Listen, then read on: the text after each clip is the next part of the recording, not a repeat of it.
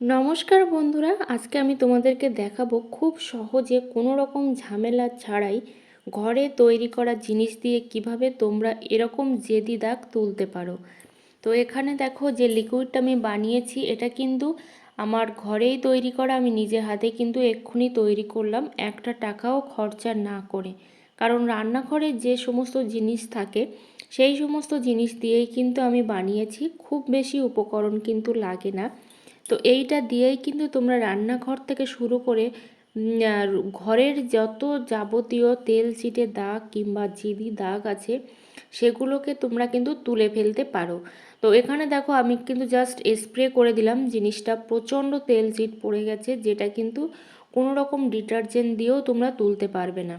Just আমি spray করে দিয়েছি, তোমরা দেখতেই পাচ্ছ ওটা। আর আমি কিন্তু রাখিনি, 2 থেকে 3 সেকেন্ডও কিন্তু হয়নি, তোমাদেরকে জাস্ট দেখালাম। আর এইভাবে একটা কাপড় দিয়ে শুধুমাত্র দেখো এইভাবে টানছি, তাতেই কিন্তু পুরো নোংরাটাই কিন্তু উঠে আসছে। কোনো রকম কষ্ট করতে হচ্ছে না বা বাজার থেকে টাকা পয়সা খরচা করেও কিন্তু কিছুই কিনে নিয়ে আসতে হচ্ছে না। তোমরা সেটা দেখেই বুঝতে পারছো যে কত সহজভাবে এই জিনিসটা পরিষ্কার হয়ে যাচ্ছে। তো শুধু এই একটা জিনিসই নয়, রান্নাঘরের চিমনি থেকে শুরু করে এক্সস্ট ফ্যান থেকে শুরু করে যত রকম তেল সিটের জিনিসপত্র আছে যেগুলো আমাদের পরিষ্কার করতে হিমশিম খেয়ে যেতে হয়, সেই সব সমস্ত জিনিস কিন্তু তোমরা 1 সেকেন্ডের মধ্যেই কিন্তু পরিষ্কার করে ফেলতে পারবে। তো দেখতেই পাচ্ছ কত সহজে পরিষ্কার করে তোমাদেরকে দেখাচ্ছি। কারণ প্রত্যেকেরই ঘরে কিন্তু চিমনি থাকে না, যার জন্য তেল চিটে ভাবটা কিন্তু খুব বেশি পরিমাণেই দেখা যায়। তো সেই জন্য কিন্তু তোমরা এই লিকুইডটা খুব সহজেই বানাতে পারো। তো আবার অনেকেই আছে যারা কিন্তু ভাবে যে মশলাপত্র ফুরিয়ে যাবে তারপরে কিন্তু সেই জিনিসটা নিয়ে গিয়ে বেসিনে কিংবা পুকুর ঘাটে গিয়ে পরিষ্কার করবে। কোনো রকম মশলা ফুরানোর প্রয়োজন পড়বে না, জাস্ট এরকম একটু স্প্রে করে দেবে, তাতেই কিন্তু যাবতীয় নোংরা উঠে আসবে। শুধু আর গায়ে যে একটা চিটচিটে ভাব থাকে সেসব ভাবও কিন্তু একেবারেই চলে যাবে।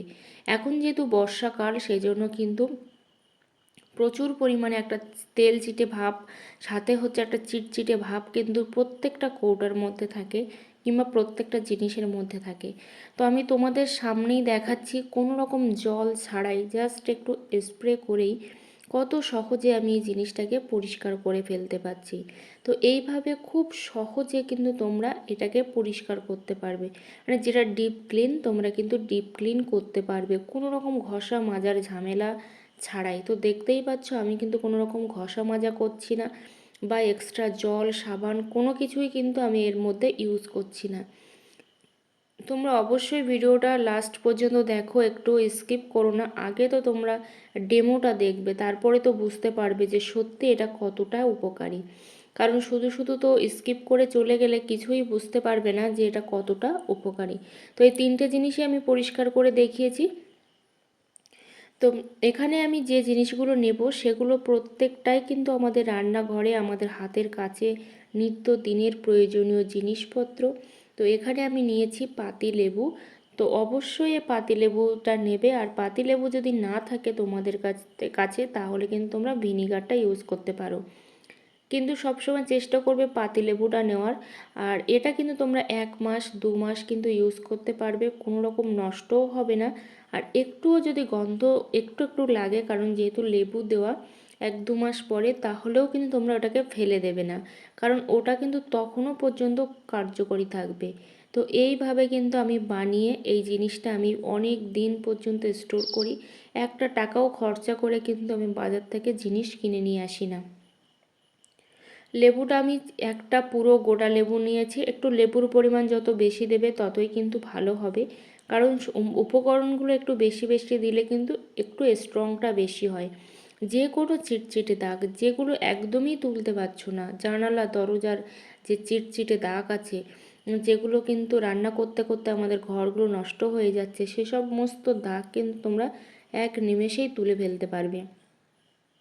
তারপরে দিয়ে দিচ্ছি এখানে আমি ভীম লিকুইড। তোমাদের কাছে যদি এরকম ভীম লিকুইড না থাকে তোমরা কিন্তু শ্যাম্পু দিতে পারো, আর না হলে কিন্তু ডিটারজেন্ট সাবান দিতে পারো 1 চামচ, খুব বেশি দেওয়ার দরকার নেই।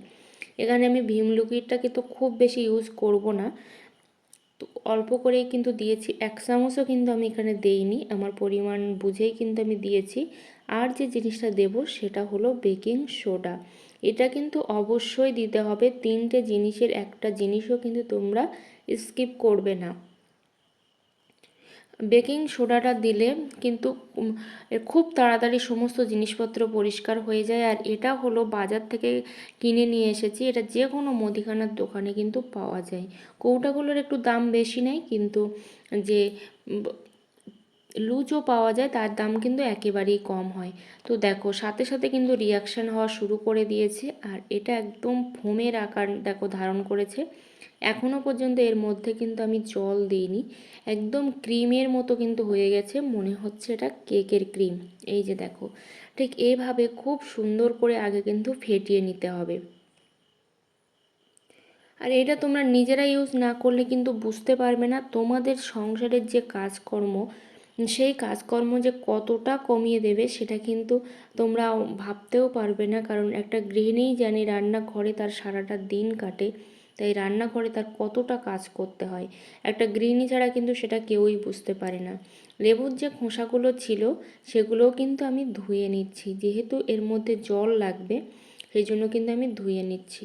এখানে জলের পরিমাণটা আমি একটু বেশি করেই দিচ্ছি, কারণ কোনো রকম প্রবলেম হবে না জল বেশি দিলেও। তো এইভাবে জলটা আমি, এটা কিন্তু একদম নর্মালি জল, কোনো গরম জল না, আর গরম জল দেওয়ারও কিন্তু প্রয়োজন পড়বে না।